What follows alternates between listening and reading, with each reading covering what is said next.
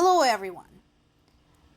For all of Russia's posturing, for all of their insistence that sanctions have no effect on them whatsoever, that they've seen worse, that there is really nothing anybody can do to intimidate them, a bigger story is emerging.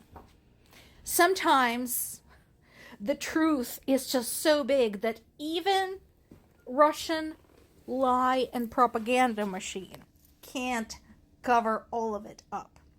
And what is emerging is this: across various industries, companies are having to lay off workers, furlough workers, give workers extra days off, unpaid, insist that workers go on extended unpaid leave because they are struggling. We are talking about all kinds of companies.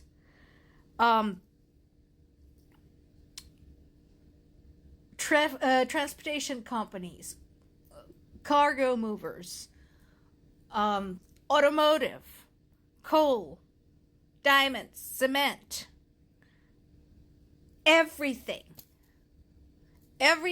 that involves every aspect of Russia's industry is basically struggling.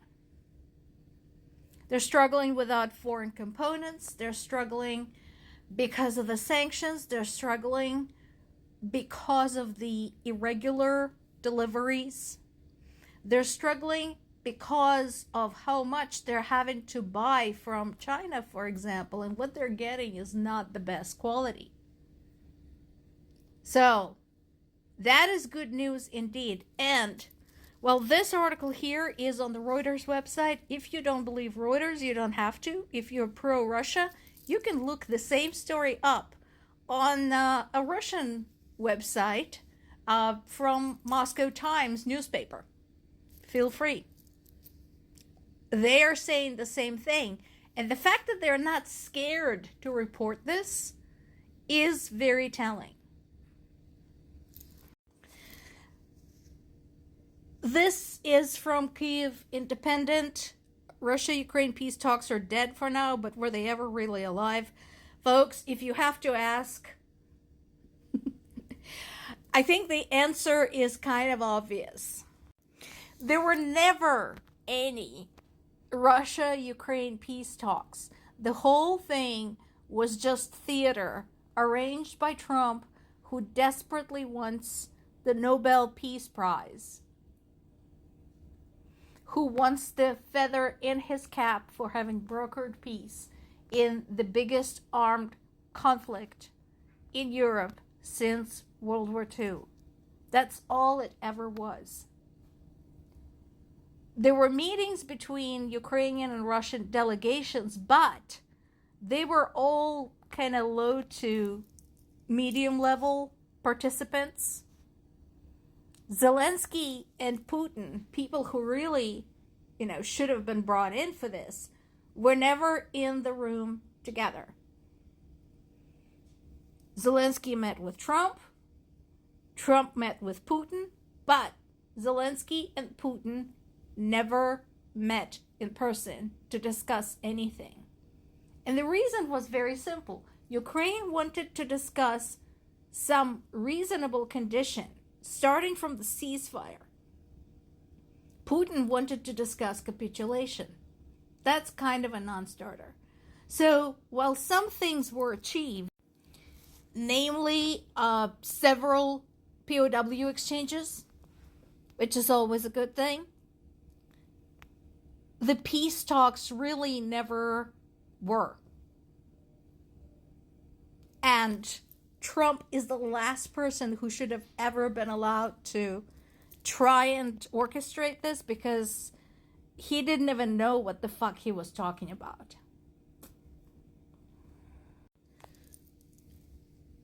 So Russia is just basically saying there is no reason for us to look for peace. We would rather keep killing Ukrainians. That's what they're saying. They want to keep attacking people, civilians and military alike. So this is another piece from Kyiv Independent. Again, if you're interested in military technology, this is a good one for you. In the past, we talked a lot about the use of drones by Russians against civilians when they send these huge attacks involving hundreds and hundreds of drones against Ukrainian cities. And we talked about the use of drones by Ukrainian military for targeted strikes against Russia's oil industry and against Russia's military bases, airfields, ammo storage, etc. So this piece here talks about the use of drones by Russians against Ukrainian soldiers at the front lines. It's not surprising, but it does present a challenge. And there are basically 3 types of drones right now in the works. So there's the duds, basically a psychological warfare type of thing where it looks like a drone, it flies like a drone, it sounds like a drone, but it's not carrying any explosives, and it's not really there to do anything. It's just there to, again, cause panic and to force Ukrainians to waste precious ammo shooting it down. There's reconnaissance drones. People in Europe should be familiar with those by now because that's specifically the kind that Russia is sending out to film from above anything it can get its hands on. Military bases, troop location, weapons, etc. And the third one, of course, are the attack drones. So the attack drones are the main concern right now. What will likely happen, if it's not happening already, and it should have been happening, is that this will bring on another expansion of drone defense, possibly by the land-going drones that Ukrainians already have. Basically building the termite-type wheeled drones that can also be used for drone defenses. We'll see. But I am kind of surprised that Ukrainian military did not anticipate this. I think it was a natural development because they really should have started sooner working on the solution for this. Important news from the European Union. There is a serious conversation going on about the readiness to down Russian aircraft and drones over member states' territory. And remember, there's a big difference sort of in the level of escalation between downing a drone, which is an unmanned vehicle, and downing an actual airplane, which carries pilots. So, on one hand, the fact that this is being discussed it's a good sign. In my opinion, there should be no doubts about this. Since when is it okay to fly your planes and fly your drones over other countries without being asked to do so? Especially considering that at this point, most of Europe considers Russia an enemy. What will come out of this? That's a whole other question because, yes, there's a lot of politics involved and there's still a lot of hesitation about involving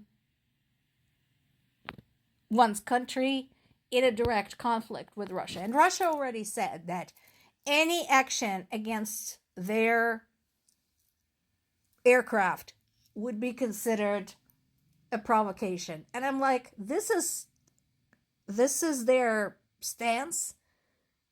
They want to get away with whatever. So what's there to think about? Shoot those fuckers down.